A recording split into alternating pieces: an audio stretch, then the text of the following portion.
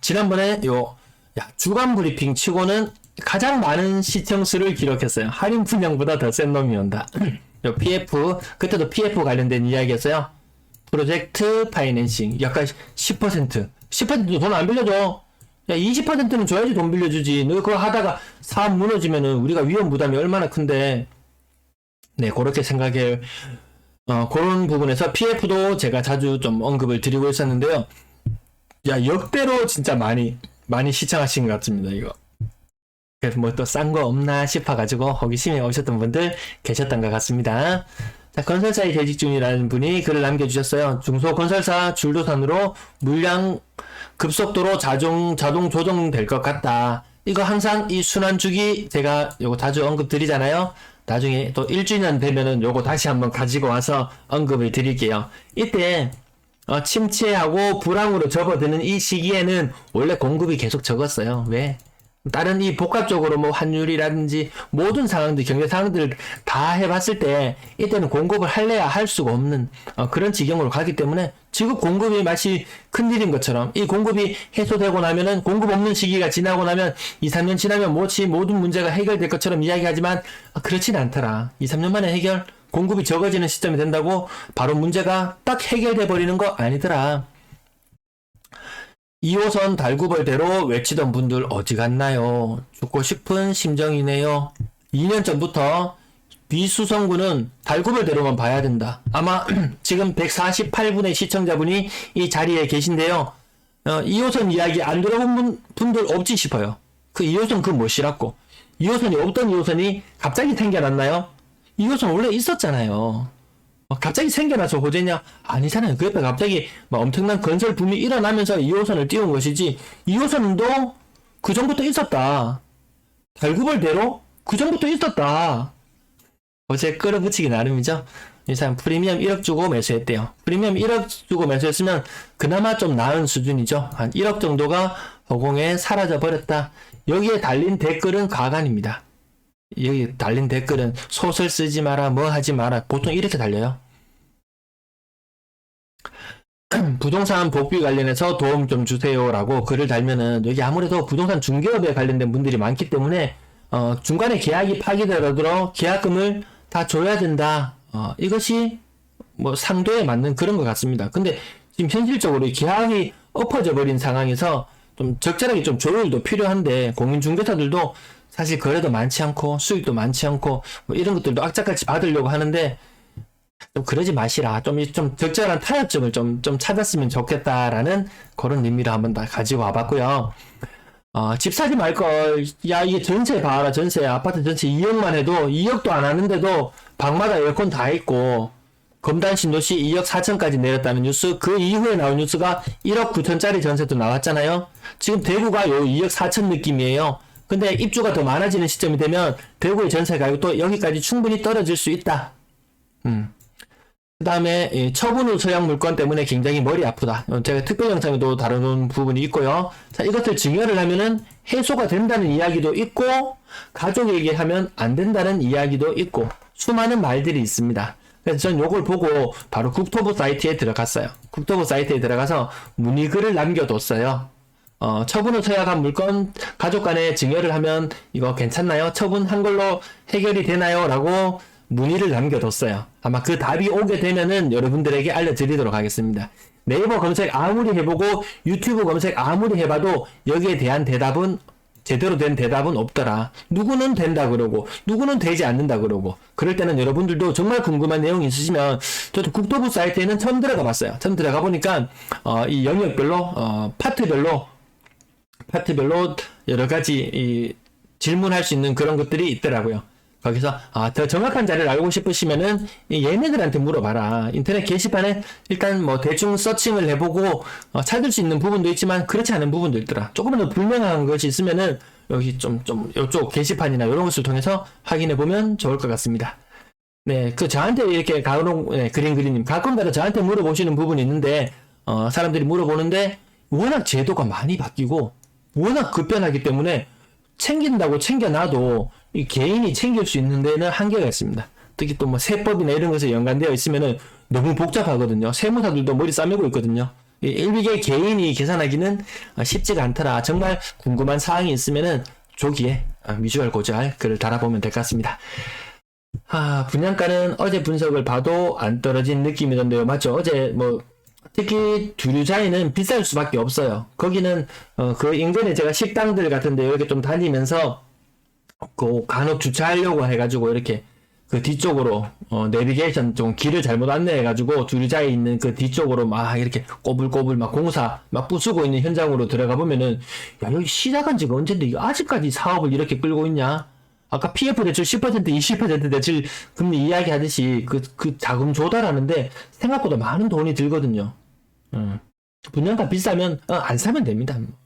안 사는 게 아니고 못 사는 걸 수도 있고 어쨌든 굳이 비싼 거 안 사도 됩니다. 가방 한 개 들고 다니는데 비닐봉지 넣어가지고 들고 가도 다 들고 다니고 명품 가방에 넣어서 들고 다녀도 다 들고 다니고 그 크게 보여지는 모습이 크게 중요하지는 않은 것 같은 그런 시점. 달러 대비로 주택 가격 책정해 보면 50% 이상 하락한 기분은 왜일까요? 좀 그런 부분도 있습니다. 그래서 외국인들이 우리나라에 와서 부동산을 쇼핑하려고 한다 이런 이야기도 뉴스에 한 번씩 나오기는 하는데요. 전 달러 대비로는 별로 계산해 보지는 않은 것 같습니다. 전국 대부분이 떨어지지만 대구는 정말 너무 많이 떨어지네요 라고 꿈나무님이 말씀해 주셨는데요. 그럼 대전은요? 대전은 대구보다 더 많이 떨어졌어요. 꿈나무님. 세종은요? 세종은 대구보다 더 많이 떨어졌어요. 울산, 부산, 대구보다 조금 덜 떨어졌고 시간이 한 3, 4개월 그 정도 시차가 있을 뿐이지 비슷하게 떨어지고 있어요.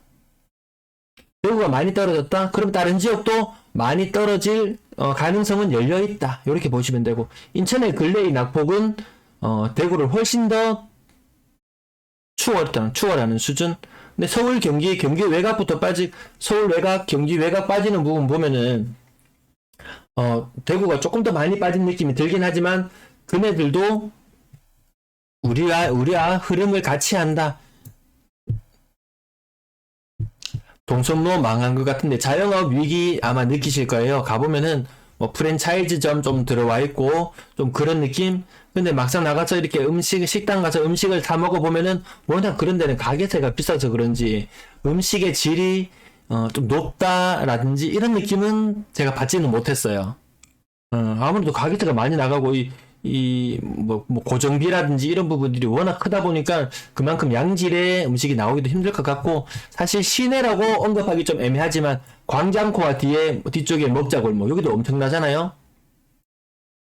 거기 광장이 신매광장인가요? 어쨌든 광코 여기도 엄청나고 신월성 그 앞에 상권으로도 식당들이 많이 있는데 음식들이 고급지다라는 이런 느낌 약간 좀 생각보다 조금 비싸다. 네. 한 20년 전쯤에 이 강 건너편에 이 신천 건너편에 이 수성구 드랑길에 사 먹으러 가보면은 이 대구에 저는 이 서편이네. 대구의 서편에 살고 있는 저의 입장에서 봤을 때는 여기 가서 먹으니까 1인당 5,000원 더 드네. 만약에 한 15,000원짜리 강 건너편에 15,000원짜리 물건이 있었다면 이쪽으로 가니까 좀 돈 좀 더 드네 이런 느낌. 한 5,000원 정도 더 드네. 2만원 정도 요런 느낌이었는데 지금은 이렇게 조금 더 큰 곳, 더 번화한 곳, 상권이 더 잘 형성되어 있는 곳 요런 데 가면은 물가가 좀 더 비싼 느낌, 물건 좀 더 비싼 느낌입니다. 똑같이 머리를 한번 자르러 가도 커트 저는 10,000원 주고 자르거든요. 근데 이 가보면은 2만원 3만원 이렇게 집도 비싼 데 살아야 되고 물가도 비싼 데 살아야 되고 이런 느낌도 살짝 듭니다. 시장상은 좀 쉽지 않다. 메롱님 달러 대비로 계산하는 게 맞다고 이야기를 해주시네요. 사람들은 원화에 예금 박아놓으면 나는 투자를 하지 않았어 라고 생각하지만 요즘 세상에 그게 말이 안 된다. 원화 투자한 거다. 투자의 개념으로 같이 보시는군요. 스마트폰으로 10초면 환불이 가능하다. 경제활동 시작한 순간부터 내 모든 자산은 투자 자산임. 다만 디폴트 값이 원화로 설정되어 있을 뿐. 좀 배우신 분의 말씀 좀 어렵습니다. 제가 듣고 이야기 좀 어렵습니다. 네. 여기 채권 금리 아까 3점 점점 올라갑니다. 제가 다음 사진으로 넘어갈수록 점점 더 올라갑니다. 수성구 전월세 내리지 않는데요. 수성구 전세 낙폭 대구에서 탑입니다. 인문계 못 간다고 전학 많이 갔다는데 장원 멘션 금매는 기다려도 안 나옵니다. 이 글을 보면 여러분들은 어떤 생각을 하시나요?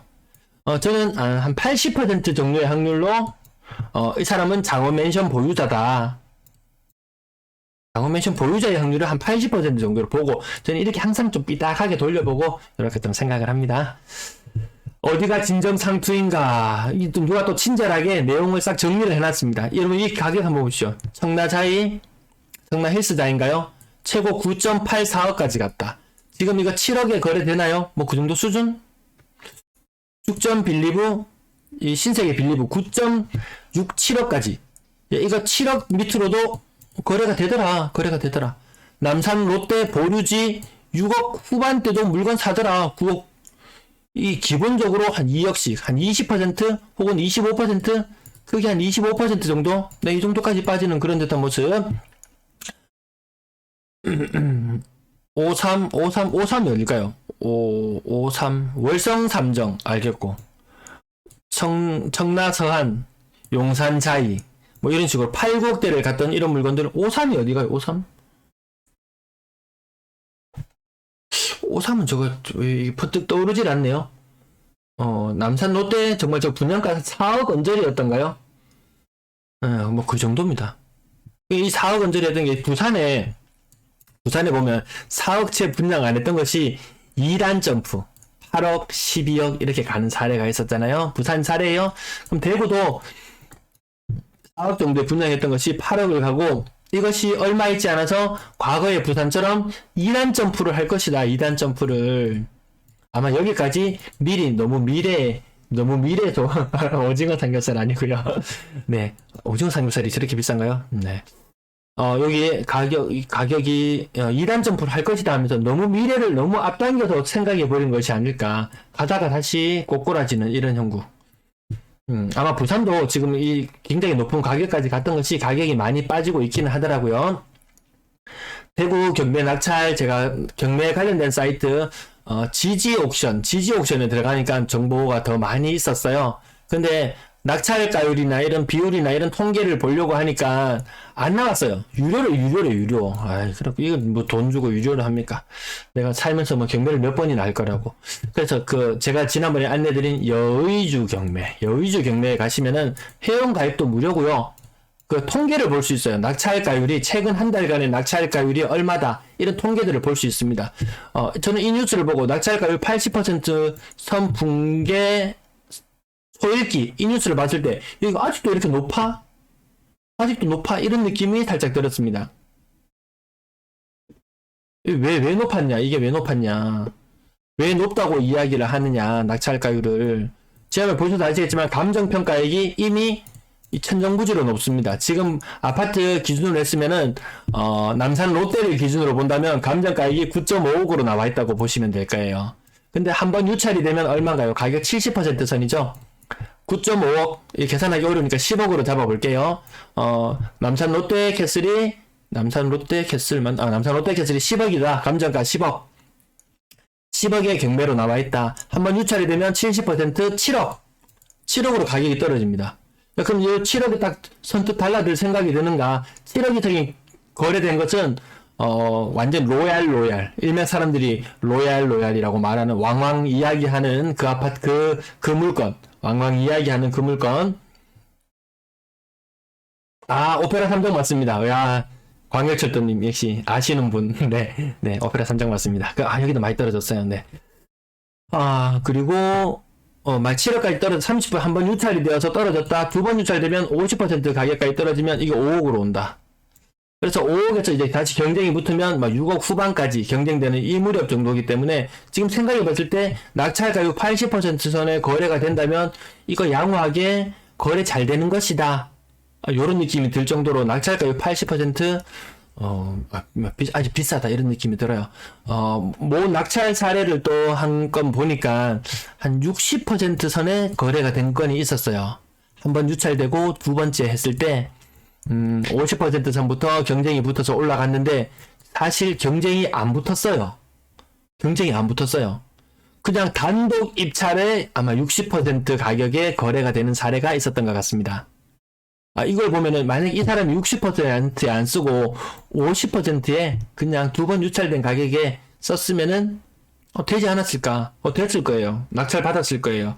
이 사람 속으로 좀 쓰릴 수도 있습니다. 최저가로 그냥 최저가로 써볼 걸 그냥 한번 그냥 재미로 한번 써본 건데 최저가로 써볼 걸 이렇게 이 들 정도로 사실 경매 시장이 지금 거래 같이 빙하기로 같이 엮여 있는 듯한 느낌. 대구 낙찰가율 제가 요렇게 떨어지면서 아마 87% 선까지 제가 아파트만 엮어서 봐가지고 요 정도 수준까지 봤었는데 제가 한 달 전쯤에 한 두 달 전쯤에 방송했을 때 요 정도 수준이었던 것 같은데요. 요것이 지금 더 많이 떨어져 있더라. 근데 아직까지 떨어질 구간이 한참은 더 많아 보이더라. 그래서 경매를 혹시 또 생각하시는 분이 계시다면은 일단 권리 분석이 명확해져야 될 것이고요.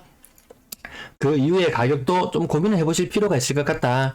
반가까지 나왔다. 대구 아파트. 이거 두 번 되면, 두 번 하면 반값 되기 때문에, 그렇게 심한 현상은 아니더라. 자, 낙찰가 69%. 이게 한 번에 떨어지면 100%에서 70%. 그 다음 50%까지인데, 여기 50% 가격에서 여러 명이 경쟁이 붙으면 결국 가격이 다시 올라가더라. 근데 이 경쟁이 줄어들게 되면은, 굳이 내가 많이 안 써놔봐도 될 것 같다.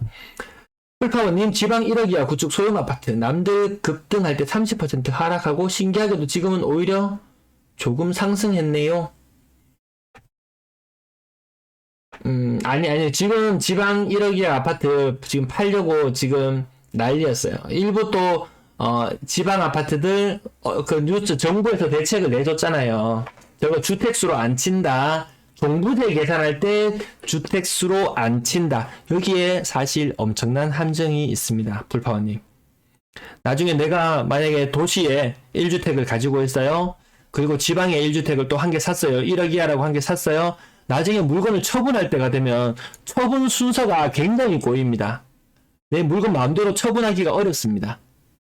이 주택수로는 같이 잡혀요. 종부세 계산할 때 안 친다는 것이 양도세를 계산할 때는 저게 주택수로 잡히거든요.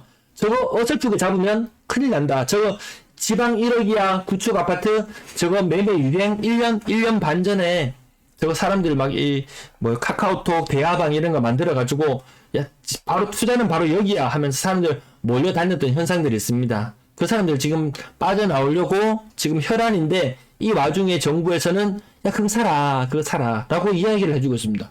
이것은 이 투기권 구제책이 아닌가. 근데 굳이 이 와중에 아닙니다. 1억 이하 물건들도 가격 굉장히 많이 빠지고 있습니다. 2천, 3천 지금 똑같은 형태로 빠지고 있어요. 제가 매번 가격 상단 부분만 보여드려서 그렇지 가격 하단 부분도 늘 똑같은 흐름을 같이 한다고 말씀을 드리고 있습니다. 대중교통 현실화 이야기 나오고 있는 부분 요거 기억나실 거예요. 자, 버스 지하철이 다가 아니네. 지하철이 다가 아니네. 야, 버스가 공짜네. 아이고 다행이다. 그거 지하철 계단 내려가려고 하니까 무릎도 아프고 힘들었는데 이 어르신들이 야 지하철역 굳이 근처에 꼭 안 있어도 되겠다. 이 지하철 한번 왔다 갔다 하면 이거 6, 70세 이상 이 지하철이 공짜잖아요. 버스 타고 가면 이거 돈 꽤 들거든요. 야, 이것까지 문제를 해결해 주게 되면 이 부동산 시장에 새로운 지각 변동이 일어나지 않을까. 야, 나이 들수록 그 지하철역 가까운 데 살아야 돼. 이 대중교통이 공짜가 이게 얼마나 큰데 이렇게 이야기하시는 분들 계시거든요. 요건 좀 안타까운 소식도 있었는데요. 천천히 한번 읽어보겠습니다. 19년, 20년, 21년에 걸쳐서 가족들 돈, 친구들 돈까지 끌어들이고 가족, 친지, 친구들 명의까지 빌렸어요. 명의까지. 이 명의까지 빌리는 게 중요하거든요. 이 양도를 해 나감에 있어서 이 순서를 지켜서 일시적 1가구 2주택보다 더한 거예요. 이건 탈세다. 이건 나중에 잡히려 그러면 잡힐지도 모른다. 전국 각지에 분양 쇼핑을 하던 친구. 이제 등기를 쳐야 되는 시기가 오니까 견디지를 못합니다. 멀쩡하게 좋은 직장 잘 다니면서 남부럽지 않게 살고 있었는데 가정 파탄이 났다. 자금난으로 인해서 주변 분들 전화를 견디지 못하고 자살 시도까지 하더라고요. 라는 이런 모습. 가정은 꼭 지켜야 된다. 위기 상황에.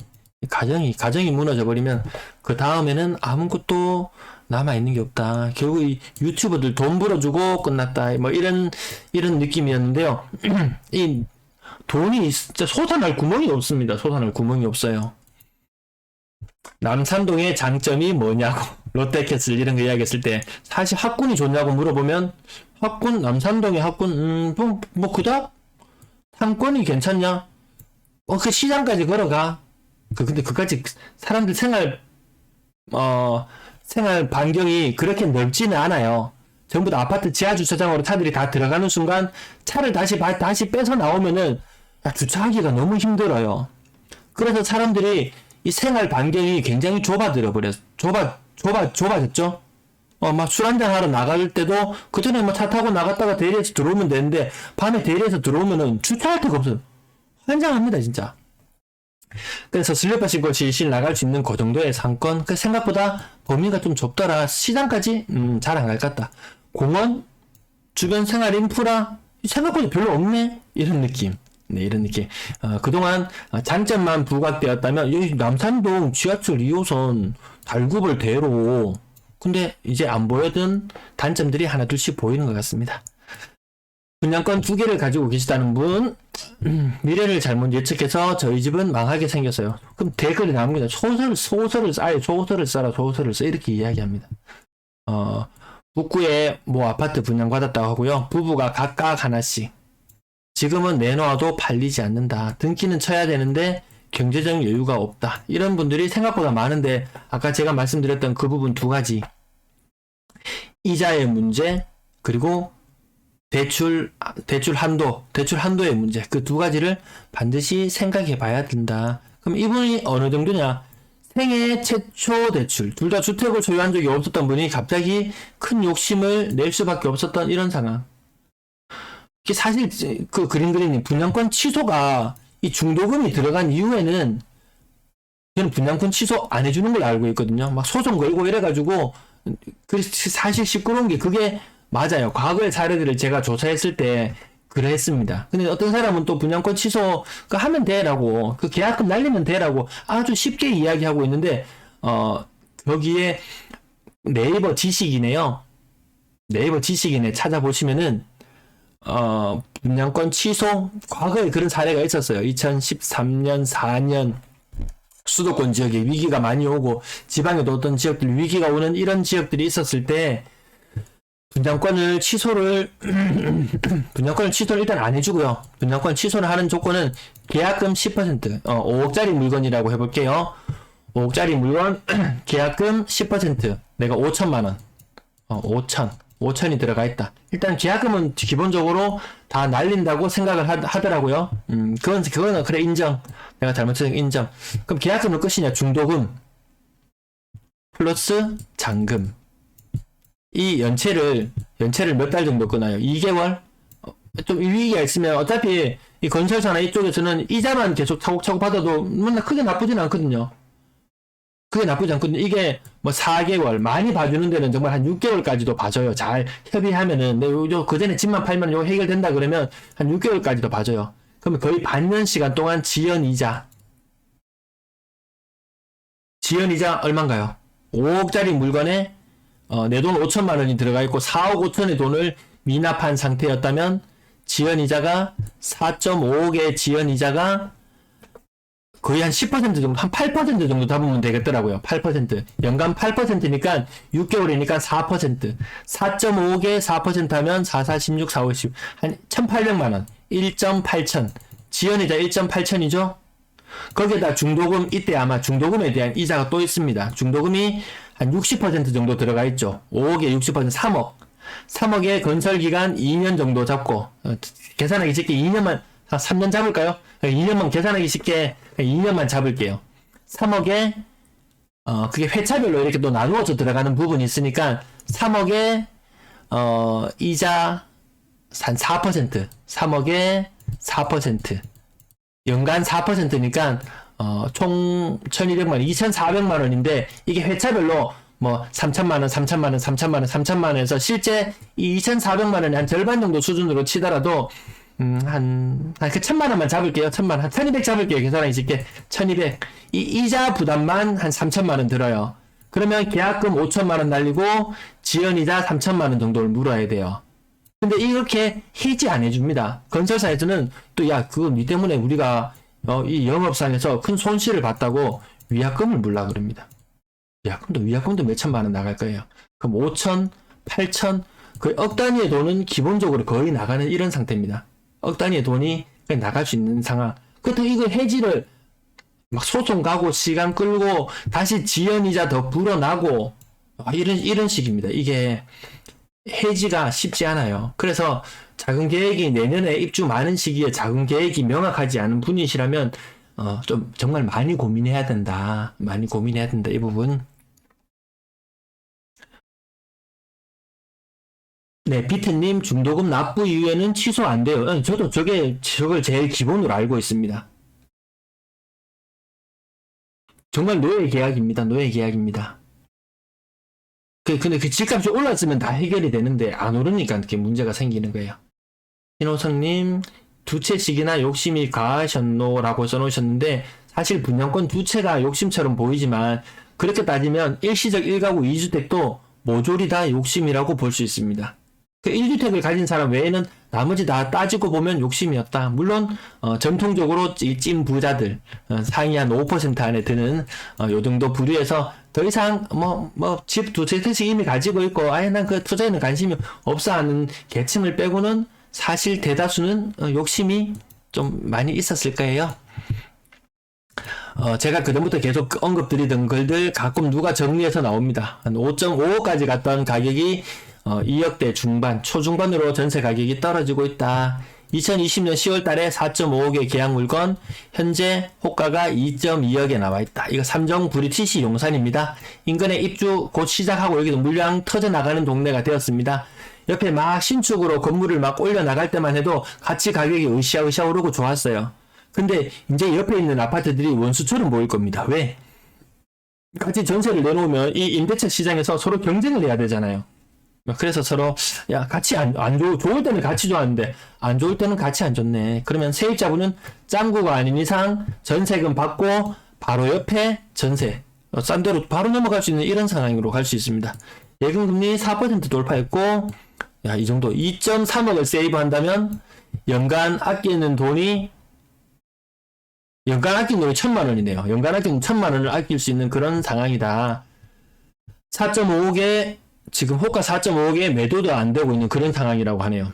전세 보증금 반환도 불가능하고 그러면 경매로 넘어간다. 경매로 넘어가면 그 집만 넘어가면 끝이냐. 은행권에 만약에 예를 들어서 5억의 은행에 채무를 지고 있다. 아파트가 경매로 넘어가서 4억에 매도가 되었다. 그럼 은행은 가만히 있지 않는다 하더라고요. 은행은 남은 1억까지 다 회수하기 위해서 또 이 사람을 또 잡아서 또 뒤에서 족친다. 이런 이야기가 들릴 정도로 이 채무 관계의 끝은 갚을 때까지 끝난 게 아니더라. 이게 좀 무섭습니다. 지연이자 요 관련된 부분들은 제가 그전에도 계속 설명드렸던 부분인데 저 아파트 사례가 있어서 가지고 와봤어요. 진작에 풀어주던가 진작에 풀어줬어도 큰 차이는 없었을 것이다. 조정 대상 지역 해제되었지만 거래량 늘어나는지 살펴봐야 되겠지만 기존에 대구 다른 지역 다 풀렸을 때 20% 늘어나는데 그쳤더라. 달성군 사는 사람들은 이 추경호가 미워요. 추경호가 미워 죽겠어요. 달성군에서 이 많은 지지를 받고 추경호 열심히 일했었거든요. 달성군에 있을 때. 그래서 많은 사람들이 많은 지지를 해줬어요. 근데 웬걸 이 대구 규제지역 해제하고 다 하는데 여기도 같이 다 영향력이 아니겠습니까? 추경호 지금 무슨 장관인가요? 재경부? 네, 예. 근데 웬걸 달성군에 이게 똥볼을 찼다. 달성군을 엿먹였다. 달성군이 보니까 오늘 거래 건수나 이런 것들을 보니까 대구의 다른 지역들이 모두 규제지역으로 묶여있을 때 달성군 거래량이 그나마 상황은 좀 나았었거든요. 왜 비규제 지역이라서. 근데 이제 규제제가 다 풀려버리니까 달성군의 메리트가 다 사라져버렸더라. 다음에 이분이 내려오시면은 다시 국회의원을 할 수 있을까? 라는 생각이 들 정도로 좀 달성군 말고 딴 데 출마하셔. 수성구로 가실래나? 네. 부동산 규제 푸는 것 보니 정부가 금리 인상 빅텍 쪽으로 방향을 잡은 것 같다. 길게 관심 있으신 분은 나중에 화면 멈춰놓고 한번 보시면 되실 텐데요. 좀 배운 사람이 그리더라 이런 느낌. 외환시장 14년 만에 한국은행과 통화스웨프. 이거 글 읽어도 저는 무슨 말인지 모르겠어요. 그건 저는 오로지 이 2014년, 이 14라는 숫자에 굉장히 꼽혔어요. 가능주자 13이라고 언급하는 것도 있고 14라고 언급하는 것도 있지만 14년 전으로 돌아가 보면 2008년 미국 리먼 브로더스 사태가 일어나고 그 뭐 빅숏 이 영화 있잖아요. 빅숏인가요? 네. 쇼트 SHORT 빅숏 이 영화 이런 영화도 가끔 한 번씩 다시 한번 뭐 돌려보게 될 정도의 그런 위기 14라는 숫자 한 번쯤은 기억해두고 이렇게 뉴스를 접하시게 되면은 과거로 돌아가는 듯한 느낌. 은행 PF 초비상 10에서 20% 요거 하도 이게 제가 관심이 많은 분야다 보니까 뉴스를 여러 번 캡처해 왔네요. 2025년 2026년 이후부터는 입주가 거의 없겠네요. 폭등 가자. 1, 2년만 버티면 다시 좋은 시절이 올 것 같다라고 했는데 아니다. 국채 제가 3%까지 떨어졌다가 다시 이 숫자 보시면 아시겠지만 채권 수익률 5년물 지금 숫자 4가 나타났어요. 숫자 4가 나타나 있어요. 예, 근데 4하면은 욕심 낼 법도 하잖아요. 근데 일단 전 좀 더 기다리려고요. 네. 검단에 1억짜리 전세 나왔다는 것, 이 매물 전세 사기 제가 몇 번 언급드려서 그냥 지나갈게요. 집값 급락, 내수 침체 우려, 예상 밖 파격적으로 규제 지역을 모조리 다 풀어버렸더라. 이 노란색으로 표시된 부분들 엄청나게 다 풀어버렸다. 사실 세종시 여기 남겨놓고는 거의 다 풀렸다. 이거 다 청정지역이다. 청정지역으로 다 바뀌어버렸다. 여기만 서울 이쪽만 좀 암울하게 남아있지만 근데 상황은 크게 달라지지 않을 것 같다라고 그렇게 보고 있습니다. 네, 그린님 댓글 잠깐만 볼게요. 삼정 브리티시 용산 대구의 삼정이 엄청 많은 것 같으네요. 삼정이 부산 쪽 기업이죠. 네, 부산 쪽 기업이죠. 좀 뒤늦게 들어오지만 도시가 어느 정도 형성이 되고 좀 기반이 좀 닦일 만한 곳에 좀 닦여 있는 곳에 삼정이 좀 뒤늦게 치고 들어오는 이런 경향들이 약간 있는 것 같습니다. 이미 뭐 부지는 그 전에 다 선점을 해놨겠지만 안정성이 확보되면 좀 달라드는 이런 경향. 그것도 아주 고분양가에.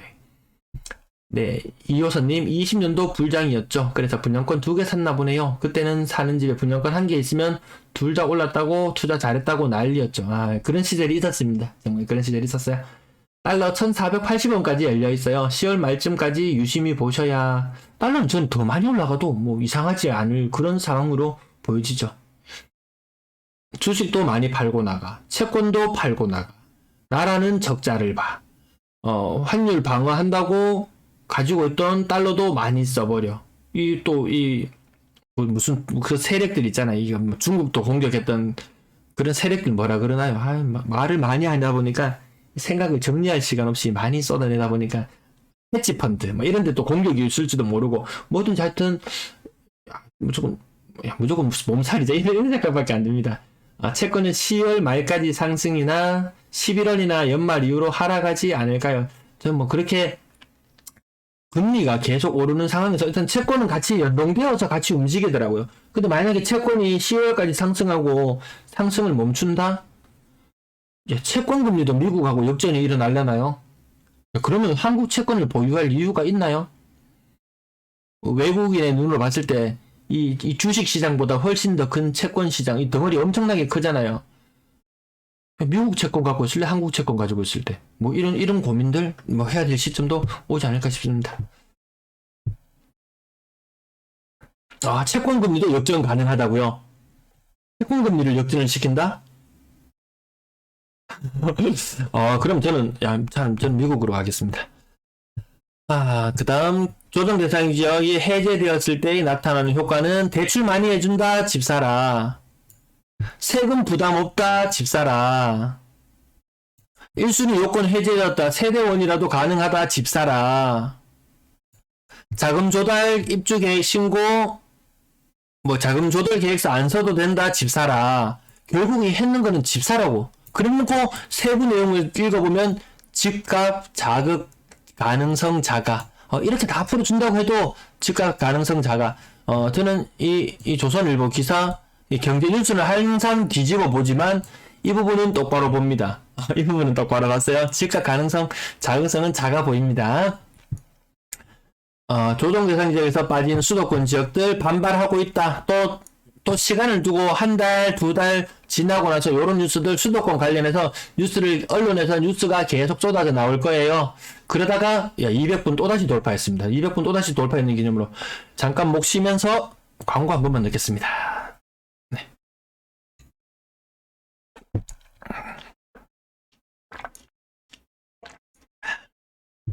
네, 올 연말이 가기 전에 또다시 이 뉴스들 끊임없이 쏟아내다가 그러다가 갑자기 또 규제 해제해주는 지역들 분명히 나올 듯 합니다. 그러면 과거에는 규제 해제를 해주면은 그쪽으로 몰려가서 집 사라 이런 느낌이었는데 지금은 규제 해제를 전방위적으로 해주다 보니까 어느 지역으로 몰려가서 집 사라는 이런 신호가 아닌 거예요. 그래서 전국이 커플링 된다. 네. 매물 거둬들인다는 뉴스 나오자마자요. 아실 부동산을 참고해서 목요일날, 수요일날 규제 해제, 이게 타이밍도 기가 막힙니다. 타이밍도 기가 막혀요. 수요일날, 화요일날 전국적으로 규제 해제를 해주자는 뉴스를 내보냈어요. 그리고 수요일날 규제 해제를 했어요.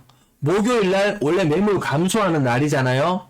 그때 때 맞춰서 그 다음날 바로 신문기사가 딱 쏟아져 나왔어요. 그러니까 그 신문 기사를 이용해서 수많은 사람들이 매물이 감소했다. 규제 지역이 해제되면서 매물이 감소했다는 뉴스를 너도 나도 퍼오고 있어요. 야, 이거 삼박자가 딱 맞습니다. 희한하네요. 다시 한번 정리해볼까요? 규제 지역 해제라는 뉴스를 20일 날 내보냈어요. 21일 날 규제 해제해줬어요.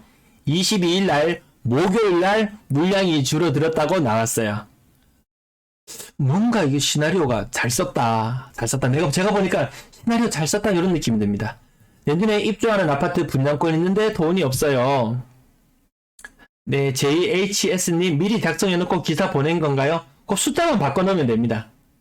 그 숫자만 바꿔놓으면 목요일은 항상 감소해야 했어요. 올해 지금 날짜가 9월 24일이니까 거의 한 300일 한 250일 정도의 시간이 지나는 동안 목요일은 거의 감소했거든요. 그 짜맞추면은 가능합니다.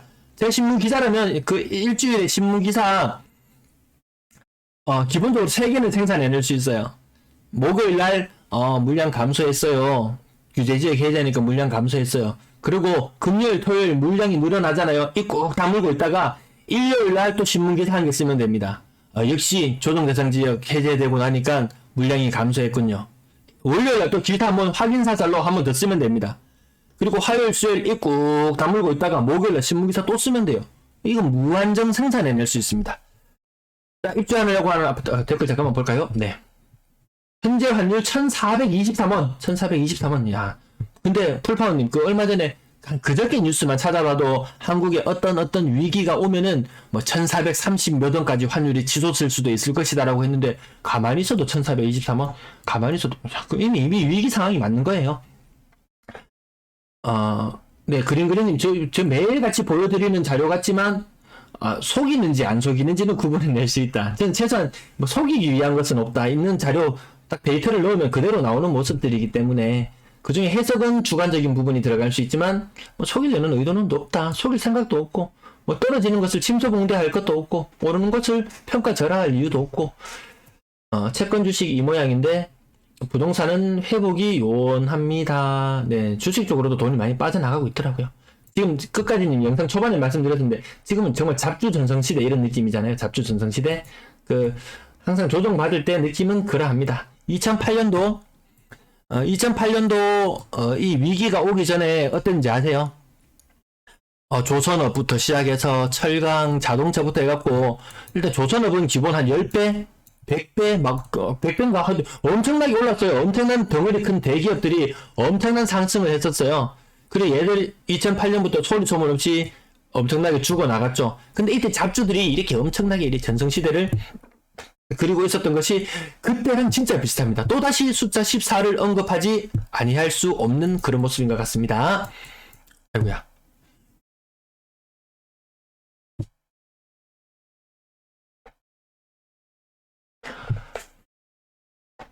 야수의 심장이 다시 뛰는 날이 오겠죠. 얼마나 뛸지는 모르겠습니다. 투자라면 지금은 부동산보다 더 매력 있는 투자처가 많지요. JHS님, 한 가지 좀 꼽아주세요. 다른 분들 참고로 보실 수 있게요.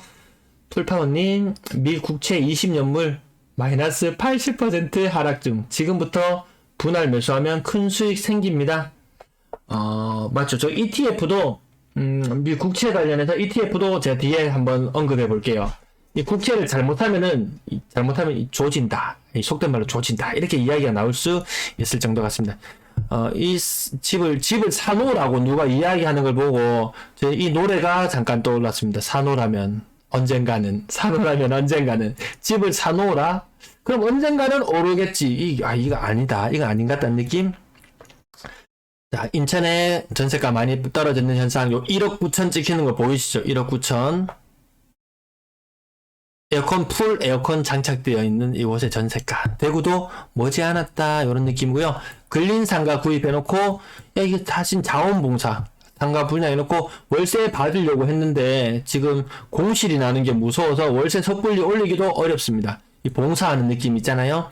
내가 돈을 벌려고 하는 건지 아니면 대출이자를 갚으려고 이 물건을 샀는 건지 쉽지 않다. 상가, 오피스텔, 수익형 물건들 쉽지 않다. 규제 해제안이 팔 이유가 사라졌다고 이렇게 글이 금방 세트로 나옵니다. 신문기사가 아까 나왔잖아요. 신문기사가 나오면 또 요런 일반인들이 동조하는 글들이 같이 나와요. 세트로 같이 묶여서 나옵니다.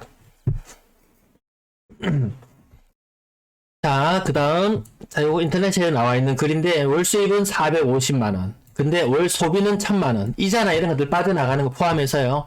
7.1억의 대출을 가지고 있습니다. 5개월 된 아이가 있습니다. 그러면 거의 뭐 신혼부부죠. 신혼부부인데 7.7억의 대출이 있다. 아내는 무급휴직이고 남편은 이직으로 마통 연장도 안 되는 이러한 상황. 물티슈 한 장 아껴서는, 이게 아이 키우는 집에는 물티슈 많이 쓰잖아요. 물티슈 한 장도 아껴 써야 되는 이런 상황이다. 정말 막막하다. 근데 이 물티슈 한 장도 아껴 써야 되는 사람이 이 7.7억을 대출을 냈다? 너무 좀 언밸런스한 느낌이 들죠? 전문가한테 조언을 받아보니까 무조건 한 채 팔아라. 무조건 한 채 팔아라 하는데, 이 팔려야 말이죠. 팔고 나면 대책은 있는가? 사실 대책은 더 없는 그런 형국인 것 같습니다. 댓글 잠깐만 볼까요? 많이 빠진 배당주를 보고 계신다. 근데 배당주도, 사실, 이 시점, 배당주도 저도 과거에 좀 접해보기도 했었는데요. 약간 빠질 때는 정말, 배당을 받을 때 좀 기분이 씁쓸한 그런 사람들도 있어요. 그런 느낌이 있어요. 배당은 받는데 주가가 많이 빠져요. 정말 이 대세 상승장에 배당주도 올라가고 배당 수익률은 떨어질지언정 진짜 가격이 올라버리면 뭐 주식을 처분하면 되는 그런 상황이라서 배당주도 사실 빠지는 시장에서는 쉽지 않다. 네, 그런 느낌이 있습니다. 물론 배당주가 큰 재미를 보는 것은 이런 얼마 전에 있었던 그런 대세 상승장 그런 분위기 속에서 그 주식 차익을 얻기 때문에 실질적으로 더 짭짤한 이런 느낌이잖아요. 이규홍님, 수성구 풀리고 확실히 분양권 매물이 많이 나오는 것 같습니다. 뭐 그런 효과인지는 모르겠고, 뭐죠, 분양권 처분하고 수성구 가려고 하는 사람도 분명히 또 있을 거예요. 그렇죠. 좀 이례적입니다. 분양권 개수가 일주일 사이에 100몇십 개가 이렇게 늘어나는 현상은 보지는 못했습니다. 잘 안 빠지는 종목, 뭐 청구안이 있으시고, 뭐 지혜가 있으시다면은, 네, 뭐 그것도 한번 방법이 될 수 있죠. 저희 같은 그냥 일반인들은 그냥 은행 예금이나 넣고, 연금 수준밖에 안 되는 것 같습니다. 네. 그렇다고 또 뭐 자금이 많은 상황이어서 배당주에 묻어줘야 되는 상황이면 뭐 괜찮다. 또 뭐 계속 배당을 받다 보면 또 이 만회가 되니까. 근데 또 그 돈을 뭐 수년 내로 현금화를 시켜야 되는 상황이다. 그러면은 야, 이거 배당 받은 거 이제 그것보다 오히려 더 손실을 보는 그런 경우들도 있으니까요. 야, 모르는 분들은 함부로 이 귀가 얇아져 가지고 아무것도 안 해도 지금 그냥 이득 보는 이런 상황일 정도로 어설픈 투자로 이 자산이 쪼그라드는 현상 겪지는 않았으면 좋겠습니다. 맥쿼리 인프라 참 유명하죠. 맥쿼리 인프라. 자, FOMC 결과 점도표 나왔는데 4.6% 정도 갈 수도 있을 것이다. 하지만 2024년까지는 계속 높을 것이다. 무려 다시 낮은 금리 2%의 금리를 보게 되는 것은 25년도나 되어서야 가능할 것이다. 근데 문제는 또 여기서 생깁니다. 지금 이 대출 금리가 빠르고 오르고 있을 때 파란색으로 할까요? 기존 대출자들이 가지고 있던 금리는 기존 대출자의 금리는 낮은 현상. 요거 지난주에도 설명했었는데요. 아이고 표가 너무 이쪽으로 왔다. 근데 나중에는 금리는 빠졌지만 기존 대출자들의 고정금리나 변동금리 이 금리보다 더 높은 상태일 거예요. 그래서 2025년도에 미국이 기준금리 2.5%라고 나오지만 실제 대출자들이 떠안고 있는 부담은 3% 이상일 수도 있다. 그래서 생각보다 위기가 더 많이 길어지는 이런 느낌인 것 같습니다. JHS님은 또 배당에 또 관심이 있으신가 봐요. 자, 이 한국, 이게 제가 날짜를 모르겠어요. 하여튼 가장 최근 날짜들을 가지고 오는데, 또 요거보다 조금 빠진 느낌이 들어요. 4.2% 요 정도까지 빠지게 됐는데, 한국 5년물 최근 금리가 4.3%까지 올라갔습니다. 놀라운 상승을 봤습니다. 지금 하루 6% 올랐습니다. 6%. 이게 불과 얼마 전까지 3% 수준이었거든요. JHS님 나중에 채권 이야기 나오면 잠깐만 좀 언급해주세요. 요거는 한국경제연구원에서 주택가격 거품이 얼마나 형성되어 있나 보고서 한글로 3페이지 정도 되던가 보고서 있었어요. 그래서 대구 빠진다고 빠졌는데 아직도 대구의 거품은 23%나 끼어 있더라. 저 정도는 더 빠져야 된다. 근데 거품이 빠질 때는 딱 종이 수준에 딱 맞춰가지고 저선까지 딱 빠지고 끝나는 게 아니고 저거보다 민스키 모멘트, 이 차트 모양 이런 거 있잖아요. 항상 그때보다 더 많이 빠졌다가 다시 회복해 오더라. 적정 시점은 적정 가격은 여기다라고 생각할 수 있지만 항상 자산 시장이 붕괴될 때는 그것보다 더 많이 빠졌다가 올라오더라. 그래서 여기 아직까지 23%의 숫자를 써드릴게요. 너무 작죠? 23% 정도의 거품이 있다고 진단했다면 이것보다 더 많이 빠질 우려도 있겠다. 이런 느낌으로 봐집니다. 채권 이제 찾아보진 않았는데 채권 살려고 이제 요 사이트에 한번 열어봤어요. 국채 20년물 2019년도에 발행한 거예요. 제가 정확하게 몰라요. 이 창을 제가 두 번째인가 열어보고 그 전에 열어본 적이 없어서 채권 거래를 해본 적이 없어서 잘 모릅니다. 그래서 아시는 분 있으면 좀 알려주시면은 2019년도에 발행했다. 지금 6,611원인데요. 아마 이거 발행 가격이 10,000원이 맞나요? 아시는 분 계시면 말씀 좀 해주세요. 제가 생각했던 발행 가격이 10,000원이었다. 이때 발행했을 때 국채 수익률은 1.125%였다. 근데 지금은 이 비율이 3.87%로 지금 많이 올라와 있다. 근데 이 3.9% 정도 수준으로 채권 수익률이 올라와 있다. 그러면 2019년도에 이 채권을 산 사람은 2039년까지 1.125%의 금리를 채권 수익률을 받는 거예요. 1억을 넣어놨으면 1년에 100만원 밖에 못 받는 거예요. 근데 지금은 채권 사는 사람은 훨씬 더 많은 돈을 받을 수 있다. 그러니까 이 채권 가격이 똥값이 되었다. 채권 수익률로 20년 후에 내가 넣은 원금 1억은 다 보장받을 수 있는 상황이지만 지금 현재 내가 당장에 처분하려고 그러면 3,400만원을 이미 허공으로 날려버린 상황이다. 이런 상황인 거예요, 지금. 그래서 지난번에 채권금리 4%, 3.9%까지 갔다가 다시 이것이 3%까지 수준으로 내려왔을 때 채권, 지금 사지 마시라. 채권금리 많이 올라갈 수 있다. 4%?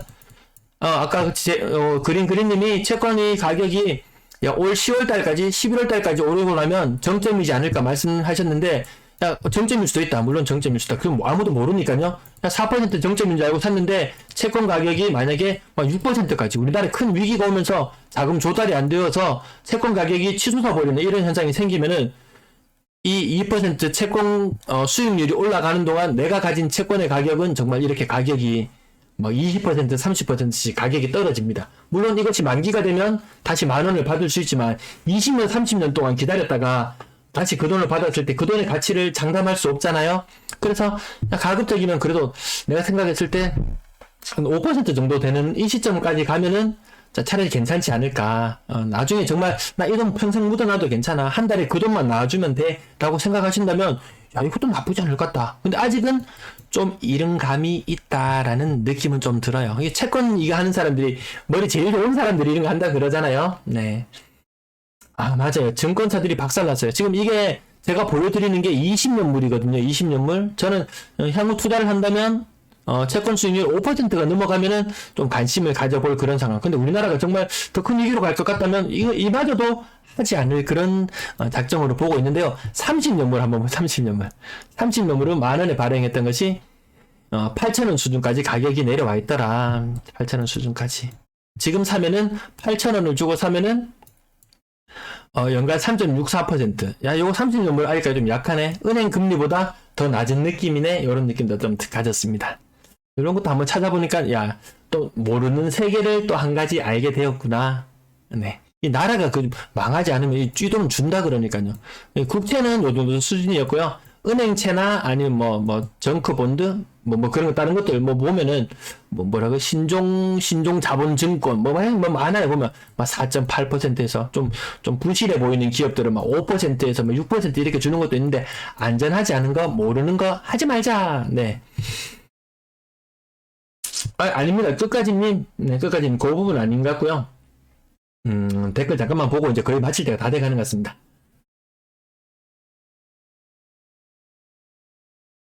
꿈나무님, 그런 종목이 있어도 저라면 달러가 떨어질 때 주가 투자하면 몰라도 지금은 그다지. 저도 조금 그다지 느낌이 있고요. 자연님, 조금 있으면 패닉셀링 출연할 듯.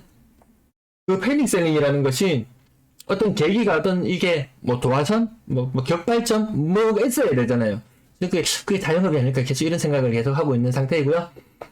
네, 현금도 한 방법인 것 같다. 단위가 좀 크게 하면 상승 시 큰 돈도 되고요. 네. 그린님 채권 만원짜리 발행했는데, 이렇게. 중간에 파는 사람 여기 보시면 아시겠지만, 끝까지님, 요 채권 만기까지 안 가져가고, 요 거래가 이루어집니다. 근데 내가 만약에 채권을, 금리를 5%에 샀다. 채권 금리가 막 7%, 8% 올라간다.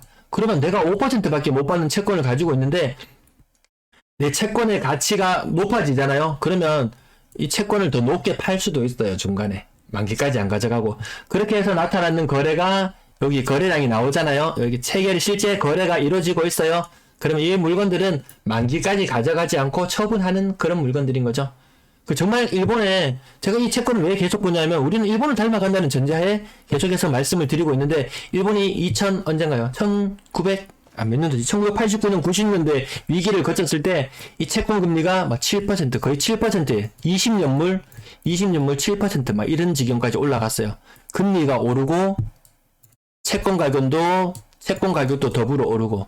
근데 이 채권 금리가 지금 일본의 채권 금리가 얼마인가요? 이 7%에 육박했던 채권 금리가 지금 현재 오니까 0.25% 이런 식으로 떨어지는 거예요. 시간이 가면 갈수록 채권 수익률이 점점 경제 성장률이 둔화되면서 채권 수익률로 줄어들더라. 그래서 이때 채권을 사놓는 사람은 이 장기간에 걸쳐서 은행에 넣어놔봐야 1% 이자도 안 주는 그 시국에 이 사람은 7%의 이자를 매년 챙기고 있더라는 거죠. 이때 선택했던 사람이 나이가 만약에 한 40대 중반, 50대, 한 50대쯤 되는 분이 이렇게 나 부동산 별로 관심 없어. 채권이나 해놓을래. 금리 7%면 먹고 살만하네. 라고 해놨던 사람이 야 이거 은근히 이 남은 여생 동안 계속 잘 지낼 수 있었다라는 이런 내용들 있잖아요. 이런 것들을 하나로 사례로 삼기 때문에 야 우리나라도 반드시 이 저성장의 국면으로 갈 수밖에 없다. 중국의 성장이 괄목할 만한 성장 그런 것들을 지켜봤을 때 그래서 이 부분도 한 번씩 언급을 드려요. 아시는 분들만 하시고 꼭 부동산이 다가 아니다. 아까 저기 JHS님처럼 배당주도 있고 다른 부분들도 있더라. 네, 부동산은 말 그대로 부동산이더라. 안 팔리는 시기를 거치고 나면 왜 부동산인지, 왜 부동산을 부동산이라고 하는지 알 수 있겠더라. 네, 이런 부분입니다. 네, 이제 방송 이제 마쳐야 될 것 같습니다. 네, 오늘도 2시간 48분 역대 최고 기록을 세우고 있습니다. 네, 맞습니다. 네, 증권사들 정말 박살 나는 것 같았습니다. 네. 네, JHS님, 네, 긴 시간 시청해주셔서 감사합니다.